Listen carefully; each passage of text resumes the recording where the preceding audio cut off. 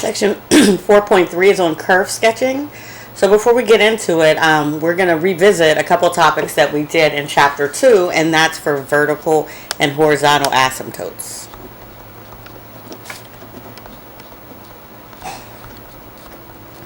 So a vertical asymptote is what we find vertical asymptotes when we have a rational expression, first of all, and then it's a rational expression that can't be reduced away.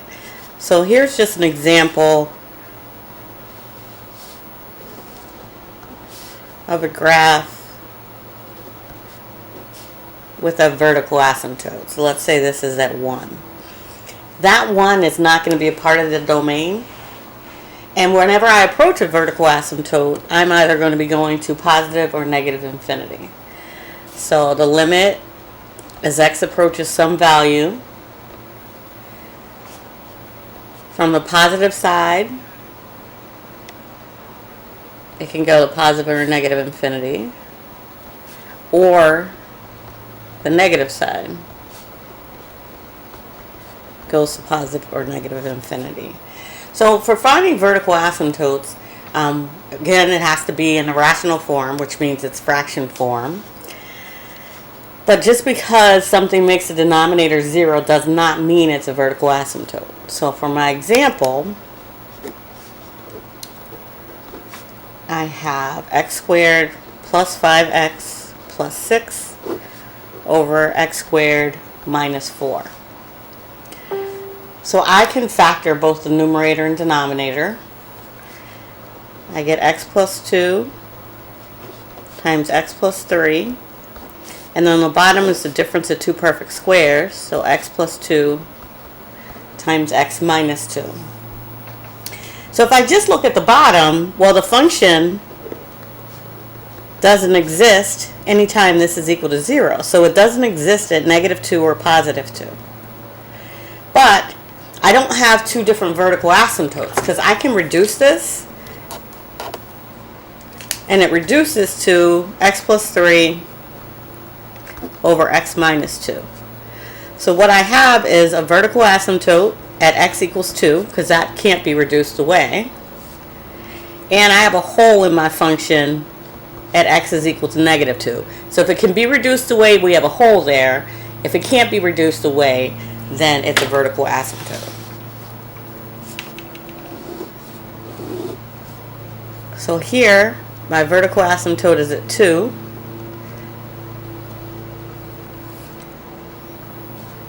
And we'll get into the rest of this, how it's put together a little bit later. But this is what the function would look like for that problem.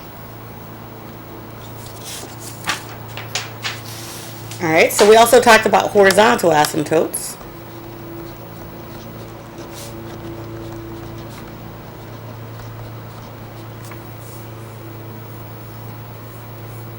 And we get a horizontal asymptote.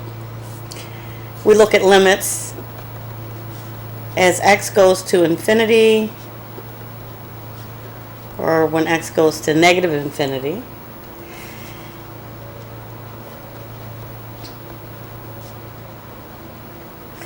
And if it goes to some real number b, when we take that limit, then we have a horizontal asymptote of the form y is equal to b. So if it's a vertical asymptote, it's x equals, excuse me, and a horizontal asymptote, we get y equals some number. So there can be three things, and when we're looking at these, we're really looking at rational functions. So we have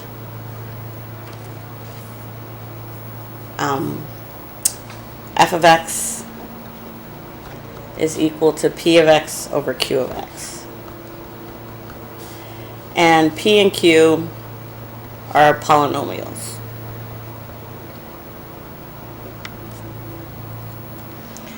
So in order to figure out if it is a horizontal asymptote, we're going to just take the limit as x goes to infinity. So if I use the example that I just did,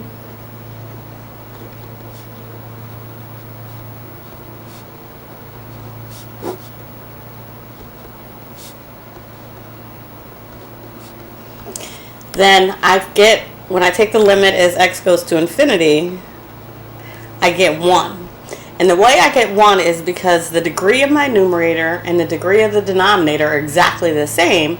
So therefore, if you just take the coefficients of that highest degree term, that's going to be what, when you take the limit as x goes to infinity, then that's what you get. So the coefficient of the top, x squared, was 1, the bottom was 1. So take the limit, we get 1 over 1, which is equal to 1.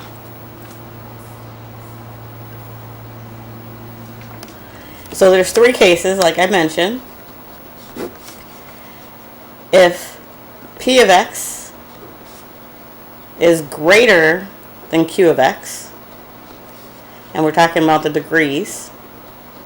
So p of x was my numerator, q of x the denominator. So if the numerator, I can write it that way, is greater than the denominator degree,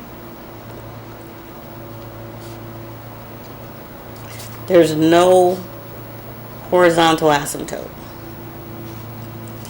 If p of x is equal to q of x, so my numerator degree is equal to my denominator degree, then we do have a horizontal asymptote, and it's the coefficient of the highest degree of the numerator divided by the coefficient of that highest degree and the denominator. So that's the example that we just did. The degrees were the same, so the coefficients, divide them out and simplify, and this gives me a horizontal asymptote of y equals 1. The third case is if the denominator has a higher degree than the numerator.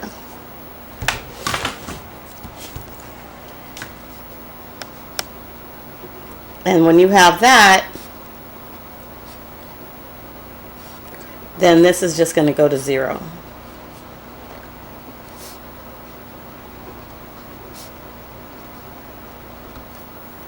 Alright, so those are our 3 cases, and if you need to go back and review the limit stuff, because we're going to be using this when we look at the horizontal asymptotes.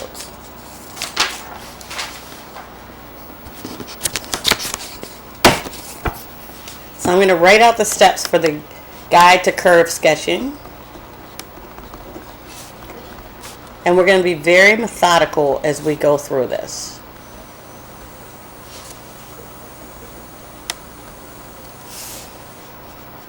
First, we want to find the domain. Second, we want to find the x and y intercepts if they have them.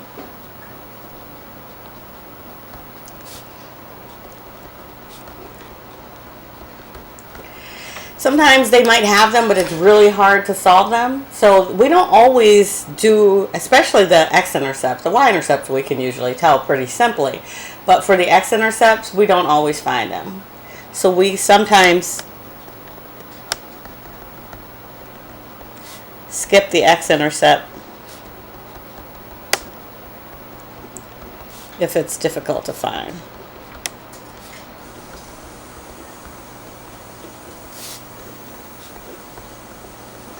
So unless you have a graphing utility that's going to do it for you, you don't want to spend a whole lot of time on that. Alright, next we want to find horizontal and vertical asymptotes.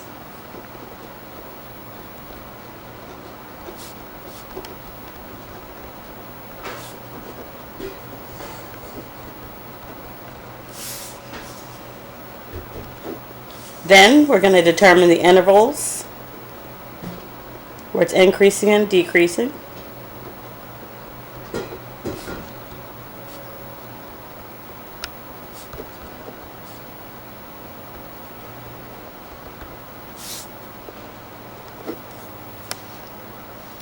From there, we'll identify relative extrema. Sometimes we have it, sometimes we don't.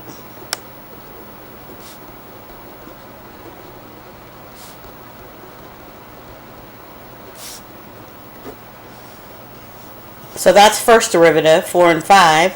And then 6 and 7 is about the second derivative. So we want to determine concavity.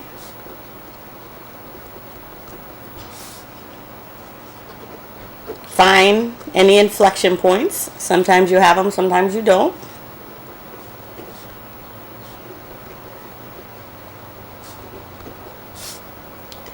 And then lastly, put all that together and sketch your function.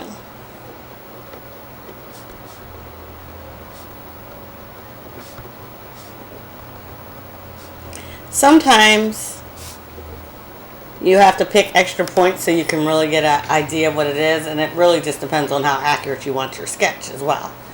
So these are the guide, and then I'm going to start another one to actually walk you through a couple of examples.